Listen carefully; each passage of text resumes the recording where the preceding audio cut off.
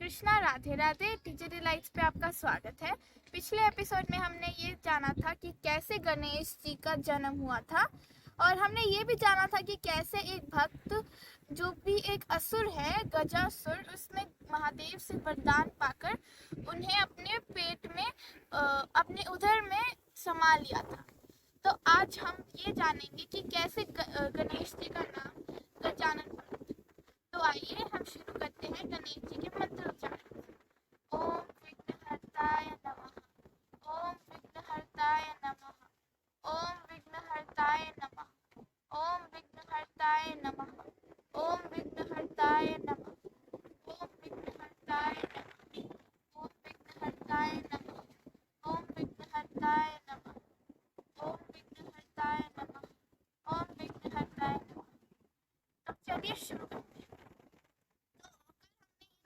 कि गणेश जी एक गुड़िया से उत्पन्न हो गए, और माता ने उन्हें जब देखा तो माता के अंदर बहुत सारी ममता का भाव आया, और माता ने उन्हें गले लगा लिया। और गणेश जी, अब जब गणेश जी छोटे थे तो गणेश जी एक बहुत ही आज्ञाकारी पुत्र थे, और वो माता से बहुत प्रेम करते थे।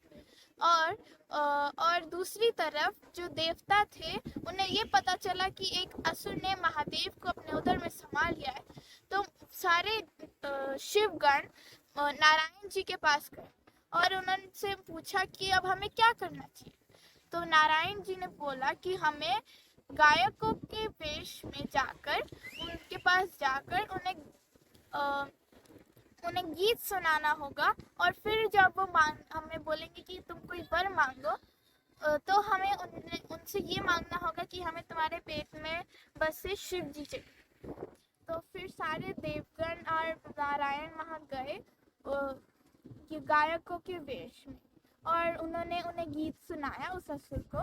और उसके बाद असुर ने जब उनसे पूछा कि तुम्हें क्या चाहिए, मैं तुम्हें कोई भी वरदान देने को सज्ज हूँ, तो उन्होंने मांगा कि हम तुम्हारे उदर में समाये शिव जी को चाहिए, हमें तुम्हारे उदर में समाये शिव जी चाहिए।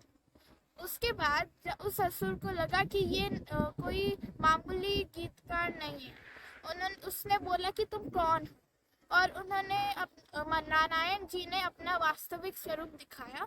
तो असुर ने बोला, मैं तुम्हें नहीं दूंगा शिव जी, वो मेरे उदर में, उन्होंने मुझे वरदान दिया। तो नंदी जी को यह सुनकर बहुत क्रोध आया, और वो अपने बैल रूप में आकर उसने अपने सींग उसके उदर में डाल दी। उसने अपने सींग उसके उदर में उसे मार दी, और फिर शिव जी बाहर आ गए, और अचानक कैलाश में सारी सुंदरता आने लगी, और माता को पता चला कि आज उनके स्वामी आने वाले। और उन्होंने गणेश जी को बोला कि तुम जाओ और तुम द्वारपाल बनो। फिर माता ने सोचा कि इसके पास तो कोई शक्तियाँ भी नहीं है, तो माता ने उन्हें अपनी सारी शक्तियाँ दी। तो जब शिव जी वापस आए, शिव जी बहुत खुश थे, क्योंकि उन्हें बहुत समय बाद अपनी पत्नी, अपनी उमा से मिलने को मिलेगा। और जैसे ही वो द्वार पर आए तो उन्होंने गणेश जी को देखा, और गणेश जी ने उन्हें कहा कि आप यहाँ अंदर नहीं जा सकते, मेरी माता स्नान कर रही है। और शिव जी ने कहा, पुत्र मुझे जाने दो, मैं तुम्हारी माता का। और तभी गणेश जी ने उन्हें टोक दिया। उन्होंने कहा कि मुझे नहीं पता, मुझे ज्ञात नहीं है आप कौन हो, फिर मैं आपको नहीं जाने दे सकता। मेरी माता का आदेश है, मैं आपको जाने नहीं दे सकता।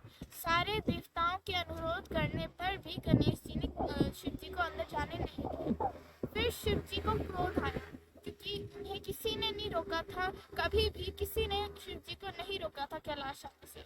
उनका घर है कैलाश, और उन्हें बहुत क्रोध आया, और तभी शिव जी और गणेश जी के बीच में युद्ध आरंभ हुआ, और गणेश जी ने अपना दंड लेकर शिव जी पर मारा। पर शिव जी को तो कुछ होगा नहीं, क्योंकि वो तो जगत पिता है। परंतु उस पर शिव जी को बहुत क्रोध आया, और उन्होंने अपने त्रिशूल से गणेश जी का शीश विलग किया। उसके बाद जब पार्वती माता को पता चला कि कुछ अनिष्ट हुआ है, तो वो आई, और उन्होंने जब देखा कि उनके पुत्र का शीश उसके देह से विलग हो गया है, तो उन्हें बहुत क्रोध आया, और वो अपने महाउग्र रूप में, महाआदिशक्ति पूरे संसार को नष्ट अस्त भ्रष्ट नष्ट करने लगी। और तब महादेव ने कहा, देवी मैं आपके पुत्र को के जीवन उसके प्राण वापस दे सकता हूँ। तब माता शांत हुई और तब महादेव ने देवताओं को बोला कि आप कृपया करके एक नवजात शिशु के मुख को लाइए, उसके शीश को लाइए, जो वो शिशु से आपको 4 चीज़ें करनी होगी। एक, आपको देखना होगा कि वो शिशु अभी पैदा हुआ है। दूसरा, वो शिशु अपनी माता से विमुख होना चाहिए। तीसरा, उस शिशु का मुंह दक्षिण दिशा में होना चाहिए। और 4, आपको उस शिशु से पूछ कर उसका शीश विलग करना चाहिए। तो जब पहले देवताओं को एक शिशु मिला, परंतु वो अभी नवजात नहीं था, अभी उसे जन्म हुए उसे 1 माह हो चुका था। फिर उनको एक और शिशु मिला, परंतु वो अपनी माता के उन्हें दूसरा शिशु मिला, परंतु उसका मुंह उसकी माँ के आमने सामने था। फिर उन्हें एक गज का एक शिशु मिला ना अभी, और वो अपनी माँ से विमुख था, उसका मुंह दक्षिण दिशा पे था और वो अभी जन्म लिया था उसने। और फिर देवताओं ने चौथी मांग को पूर्ण करने के लिए उस गज से पूछा कि हम तुम्हारा शीश ले सकते हैं। तो उस गज ने कहा, मैं आपके आने की प्रतीक्षा पिछले जन्म से कर रहा हूँ। पिछले जन्म में मैं जगत पिता महादेव का भक्त था और उन्होंने मेरी भक्ति से प्रसन्न होकर मुझे एक वरदान दिया था कि अगले जन्म में मैं उनके पुत्र का मुख होगा। मेरा गज मुख उनके पुत्र की शीश में, उनके पुत्र के देह में लगेगा। तो आप मेरे शीश को ले सकते हैं। तो देवताओं ने वो शीश लेकर वो महादेव के पास गए और महादेव ने दोनों अश्वनी कुमारों को बुलाया। अब अश्वनी कुमार कौन थे? आजकल के ज़माने में अगर हम कहें तो वो सबसे पहले सर्जियंस थे। और जब उन्होंने उनको बुलाया तो अश्वनी कुमारों ने गणेश जी का मुख और गज मुख को डाला एक दूसरे के साथ, और फिर गणेश जी पूर्ण जिंदा हो गए, उनके प्राण उन्हें पूर्ण मिल गए और उनका शीश उनके देह से पूर्णता से मिल गया।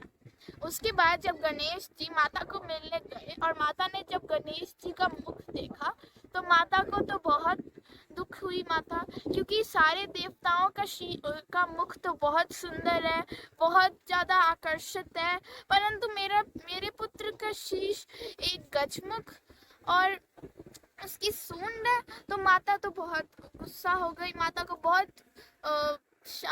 बहुत रोने लगी। उसके बाद सारे देवताओं ने माता को शांत करने के लिए, माता को खुश करने के लिए गणेश जी को वरदान दी। महादेव ने गणेश जी को नहीं, सबसे पहले ब्रह्मदेव ने गणेश जी को ये वरदान दिया कि वो बुद्धिमत्ता के प्रतीक हो।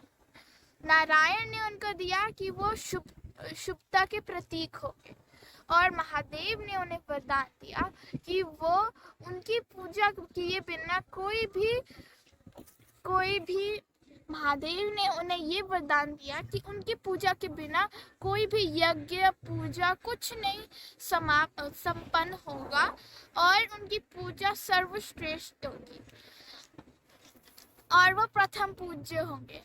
उसके बाद तब माता जाके खुश हुई, और उससे पहले गणेश जी ने भी माता को जाके उनके प्रिय बेर दिए।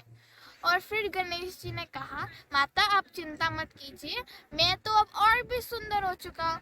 मेरी बड़ी सूंड है जो ओम शब्द की प्रतीक है, और मेरे बड़े बड़े कान जिससे मैं पहले किसी की बात सुनूं और फिर मैं कुछ बोलूं, और मेरा मस्तक वो तो खुद ही बुद्धिमत्ता का प्रतीक है।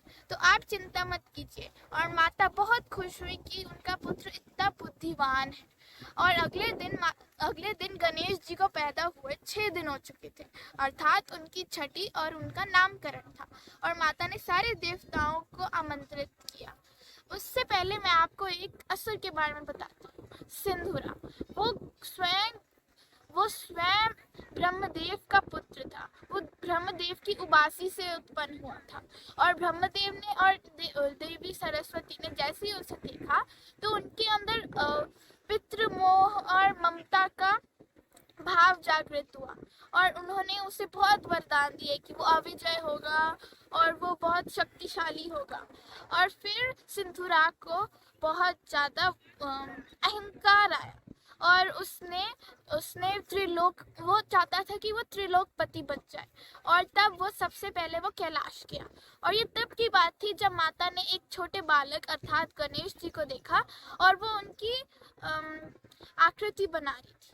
और उसके बाद उस असुर ने जाकर उस असुर ने देखा कि पार्वती जी हैं, तो वो बहुत आकर्षित हुआ उनके सामने, उनसे वो बहुत आकर्षित हुआ, और उसने और उस असुर ने अपनी कुदृष्टि उन पे डाली। और तब गणेश जी वहाँ थे, वो पार्वती जी को अपने अस्तित्व का ज्ञात करा रहे थे। तो गणेश जी ने जब देखा कि उनकी होने वाली माता, मतलब उनकी माता के ऊपर किसी असुर की कुदृष्टि पड़ रही है, तो उन्होंने उस असुर पर प्रहार किया, और वो असुर बहुत दूर चला गया। और तब मैंने आपको बताया था पिछले एपिसोड में कि उस आकृति से एक रोशनी आई, और वो आकृति बिगड़ गई। परंतु वो रोशनी इसलिए आई क्योंकि गणेश जी ने उस असुर पर प्रहार किया था। तो आगे क्या होता है, जब असुर को पता चलता है, उसके बाद जब असुर को पता चलता है कि जब असुर बहुत दूर जाकर गिर जाता है, तो ब्रह्मदेव आते हैं और वो कहते हैं, तुम्हारी हिम्मत भी कैसे हुई कि तुमने जगत माता पार्वती को तुमने कुदृष्टि से देखा। और उसके बाद ब्रह्मदेव ने उसे श्राप दिया कि तुम्हारी मृत्यु जगत पिता महादेव और स्वयं देवी पार्वती के दूसरे पुत्र से होगी। और वो अंतर्ध्यान हो गए। और फिर जब सिंधुरा को ये पता चला कि गणेश जी मतलब उनका काल आ चुका है, उनके काल ने जन्म ले चुका है, तो वो उनका अंत करना चाहते थे। इसलिए उन्होंने उनके नामकरण के दिन एक असुर को भेजा, बहुत शक्तिशाली असुर को भेजा, और उस असुर ने एक देवता का स्वरूप लिया। और उसके बाद जब गणेश जी का नामकरण हो रहा था, और गणेश जी का नामकरण जब हुआ, तो एक यज्ञ हुआ। उसमें जो पुजारी जी, जो पंडित जी थे, उन्होंने माता पार्वती को कहा कि इनका नाम ग से रखा जाएगा। तो माता ने उनका नाम गजानन रखा, अर्थात गजमुख वाला। और ऐसे पड़ा गणेश जी का नाम गजानन। अगले एपिसोड में हम आपको बताएंगे कि कैसे देवताओं के बीच में एक प्रतियोगिता हुई, कार्तिकेय जी और गणेश जी के बीच में एक प्रतियोगिता हुई, और कैसे गणेश जी ने सिंधुरा का अंत किया। आज हमारे साथ जुड़ने के लिए धन्यवाद। हरे कृष्णा। राधे